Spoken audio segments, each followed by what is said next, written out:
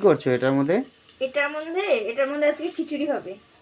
এটার মধ্যে দিয়েছি তেজপাতা, তারপরে পেঁয়াজ রসুন।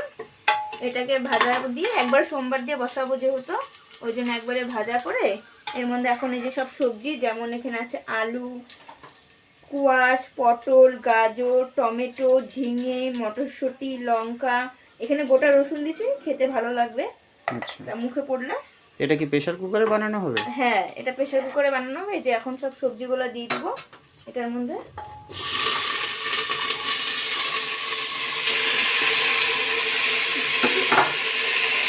লাড়ো লাড়ো,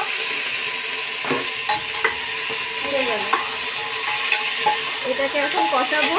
এটার মধ্যে হলুদ লবণ সব দিয়ে একটু কষায়, তারপরে এটার মধ্যে চাল ডালটা দিয়ে আর একটু ভাজা ভাজা করে তারপরে জল দিয়ে 3-4টে সিটি মারলে হয়ে যাবে খিচুড়ি আমাদের রেডি। এটা কি চাল ডাল মিক্স করা আছে? হ্যাঁ, চাল ডাল, এটা মুসুরির ডালের খিচুড়ি বানাবো। এটা মুসুরির ডালের খিচুড়ি হ্যাঁ, হচ্ছে? পেঁয়াজ রসুন দিয়ে মুসুরির ডালের খিচুড়িটা খেতে বেশি ভালো লাগে। অন্যদিন তো মাই রান্না করে, আজকে ভাবলাম আমি একটু রান্না করি। সাইডে আছি আমি। সাইডে মা আছে, বলছে মা সাইডে আছে। মা বলে দিচ্ছে, কারণ আমি তো পারি না এখনো সেভাবে। তো বন্ধুরা সবাই ব্লগে থেকো।